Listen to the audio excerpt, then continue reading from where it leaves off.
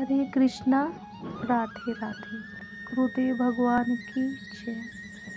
आज हम आप सब भक्तों के सम्मुख एक अद्भुत प्रेम पुजारी श्री कृष्ण प्रेम में बावरी उषा बहन जी के जीवन चरित्र के भाग 6 को आगे बढ़ाने का प्रयास करेंगे।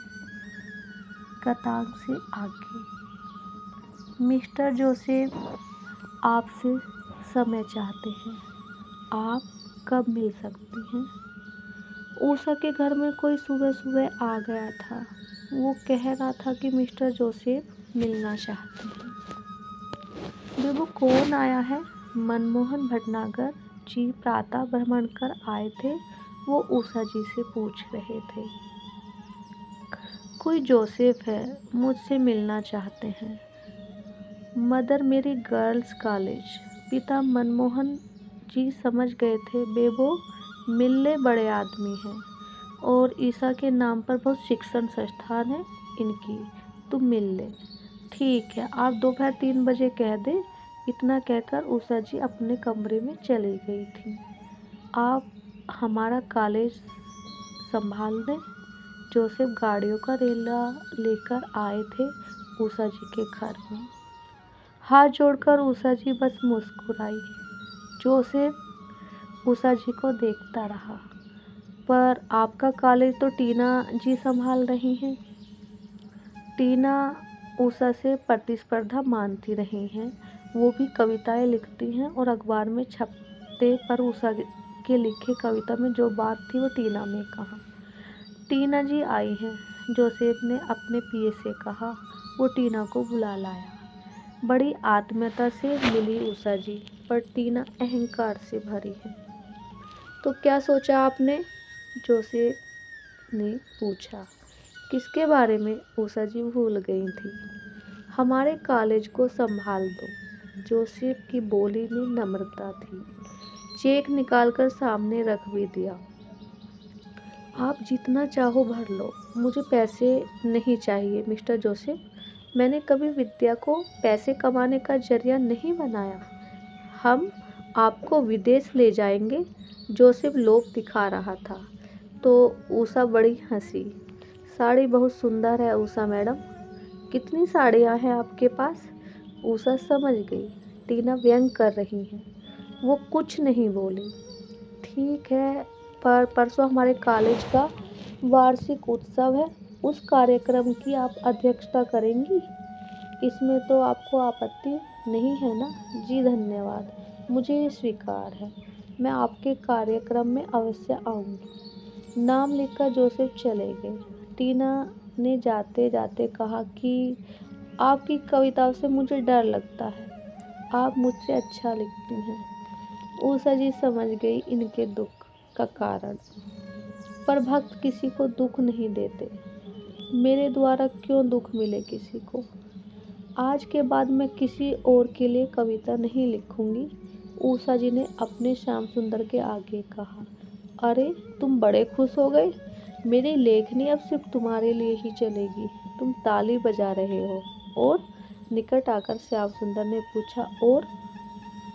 मैं आज से रंगीन साड़ी नहीं पहनूंगी। क्यों? श्याम सुंदर को शायद ये अच्छा नहीं लगा, इसलिए कि इसमें पैसे ज़्यादा लगते हैं और मेरे पास आय का स्रोत नहीं है। तो कर लो नौकरी। जोसेफ आया तो था, श्याम सुंदर ने जब कहा। उषा जी बोली, अब तो बस तेरी गुलामी होगी और किसी की नहीं। अच्छा, तू इतना प्रेम करती है मुझसे? श्याम सुंदर उषा जी से पूछ रहे हैं। उषा जी कहती हैं, ना, और खिलखिलाते हुए अपने हृदय से शाम को चिपटा लेती हैं। कार्यक्रम प्रारंभ होने जा रहा है। अभी तक उषा भटनागर क्यों नहीं आई? टीना गर्ल्स कॉलेज की प्रधान अध्यापिका है। ईसाई मिशनरियों द्वारा संचालित कॉलेज है ये। फिर अंग्रेजी शिक्षा को तो हमारे भारत में लोग उच्चतम मानते ही आए हैं। अपनी संस्कृति पर गर्व करना हमें आया ही कहाँ। उषा भटनागर को आज के कार्यक्रम की अध्यक्षता दी गई है। उनका आना आवश्यक है।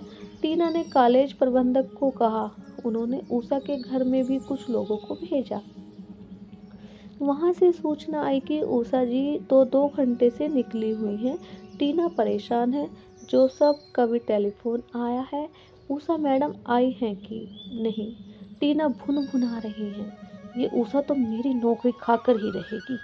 टीना स्वयं बाहर आती हैं, इधर उधर देखती हैं तो उनकी दृष्टि पड़ती है कॉलेज के द्वार पर भी एक पीपल का वृक्ष है, वहाँ बैठी हुई हैं उषा जी। वो दौड़ती हुई आ गई। उषा, उसने आवाज़ दी। उषा जी ने मुड़कर देखा। रबड़ के साधारण चप्पल, खादी सूती की मोटी साड़ी, एक थैला जो खादी का ही था। टीना देखती रह गई, इतनी साधारण बनकर। फिर टीना बोली, समय हो गया, भीतर क्यों नहीं आई? आपके द्वारपालों ने मुझे भीतर जाने की अनुमति नहीं दी। मैंने उनसे कहा, पर शायद ये साधारण लोग नहीं समझते। टीना ने द्वारपालों को एक बार गुस्से से घूर कर देखा। फिर टीना मटकते हुए 1000 रुपये का बैग लटकाए आगे आगे चलती थी। पर उनके पीछे रबड़ की चप्पल पहने, खादी सूती साड़ी लगाए एक अलग आत्मविश्वास से पूर्ण उषा जी चल रही थी। द्वारपाल डरे हुए हैं। जोसेफ बहुत प्रभावित हो गए थे उषा जी से, और आज तो उषा जी की साधन रूप ने जोसेफ को पागल ही बना दिया था। प्रथम भाषण इसी जोसेफ का था। कुछ कॉलेज की बातें की, फिर मुड़ा उषा जी की ओर। मुझे उषा जी को देखकर श्रीमती बेसेंट याद आ गई। ऐसे लोगों की विश्व को आवश्यकता है जो सादा जीवन उच्च विचार का प्रतीक बन सकती हैं। मैं इनको लेकर अमेरिका की यात्रा करूंगा। वहाँ ये संदेश देंगी कि सादा जीवन कैसे मनुष्य के लिए आवश्यक है। जोसेफ ने हंसते हुए कहा, मिस उषा, पासपोर्ट तैयार रखिएगा। हम शीघ्र अमेरिका की यात्रा में जाने वाले हैं। ये कहते हुए कुछ बातें कॉलेज की बताते हुए जोसेफ बैठ गए। सब वक्ता बोले, शिक्षा की आवश्यकता, आधुनिक जगत में शिक्षा का रूप, आदि आदि, पर सब बोले। पर जब बारी आई उषा जी की, कोई भी देश जब तक अपने इतिहास में गर्व नहीं करेगा तब तक उसका उत्थान संभव नहीं है। हमें अवश्य पढ़नी है अंग्रेजी, किंतु अंग्रेजी के प्रचार के लिए नहीं, अपितु अपने भारतीय सभ्यता के प्रचार के लिए। तालियां खूब बज रही हैं। कॉलेज के हाल में उनका ये भाषण अंग्रेजी में ही था। और भी बहुत कुछ बोली। आधुनिक शिक्षा पर भी उनका कटाक्ष था। अंग्रेजी भाषा का आधिपत्य उनको स्वीकार नहीं था। उन्होंने अपने विचार स्पष्ट रखे। जोसेफ उनकी स्पष्टवादिता से और प्रभावित हो गए थे। जोसेफ ने उषा जी के निकट आकर बधाई दी और कहा, आपका पासपोर्ट। जोसेफ ने अपनी खादी थैला से पासपोर्ट निकालकर फाड़ दिया। ये क्या किया आपने? ताकि आप मुझे कोई प्रलोभन ना दे सकें। मुझे नहीं जाना विदेश आदि। जोसेफ देखते ही रह गए।